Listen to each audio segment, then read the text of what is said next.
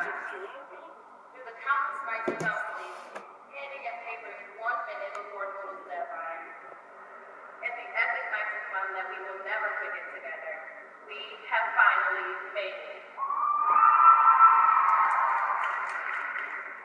Besides the fact that I've had several family members attend Nazareth College, my own experience here has been unique. The day that I found out I would be attending Nazareth was one of the best days of my life because it has always been my dream. Little did I know what Nazareth had in store for me. Ultimately, I can say I did not choose Nazareth. Nazareth chose me. For my 3 years as a residential assistant, I have had countless opportunities to engage and interact on campus, all of which played a role in shaping me into the woman that stands before you today. However, this is not about me. This is about us, our journey, and our future. While many of us sitting here today may feel eager, hopeful, and even a little nervous about starting the beginning and what the future holds for us, I ask you this. On your pathway to success, what legacy will you leave behind? What will people remember you for? While this may be a tough question to answer at this moment, I encourage our class to bear this in mind. Growing up in a family with 5 older sisters, I had the fortune to witness them graduate from college, even though my parents did not have the same opportunity. My elder sister set the precedent for education that was so strongly emphasized by my mother and father. Along the way, each sister set the standard that trickled down to me. As the youngest of 6 women, it is now my duty to pay it forward. On my own journey, I hope to inspire young people and leave a lasting impact on the Rochester community in which I grew up. It is my immediate desire to see them attend college. The moral of this story is that while you may or may not be positioned to learn from those that came before you as I did, you can in fact be courageous enough to influence those after you. Do not be afraid to be the trailblazer and set the standard for all those who follow in your footsteps. It can often be easy in life to go through the motions with your eyes on the prize, but the path of least resistance can also be the least rewarding.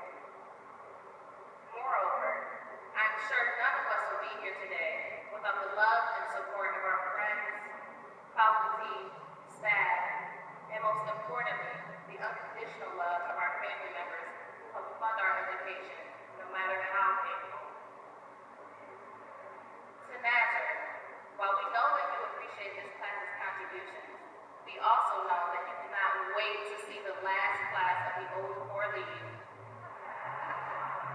address the issues of the Wi-Fi, and of course we waited until we were gone to change the food services. Nevertheless, I leave Nazareth in the hopes that it will make itself an even better place than when I attended, while bearing in mind that there is always room for improvement. I ask you to continue to enhance your commitment to be more inclusive, as Nazareth always stood out to me because of its welcoming environment and my innate sense of belonging here. I want other students like me to feel the same sense of belonging when they attend college. To my peers, I'm aware many of us have plans to attend graduate school, enter the workforce, or if you're like me, considering different options. Hence, I'd like to say live. As Oscar Wilde once said, begin quote, "To live is the rarest thing in the world. Most people exist. That is all," end quote. As we reflect on this quote, it is important to remember to live your life for yourself and no one else. Do not be afraid to have difficult conversations and push yourself past your boundaries. Lastly, to all of us here today, make every moment memorable, create a lasting legacy, and do not forget to ask yourself, what will people remember you for? Thank you. Yes! All right, Taylor! All right! Get him, girl!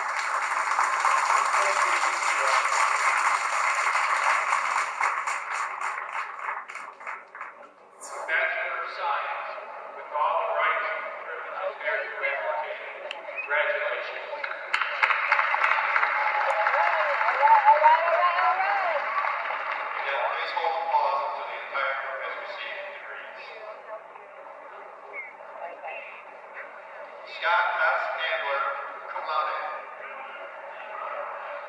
Tyler Joseph Albrecht, cum laude.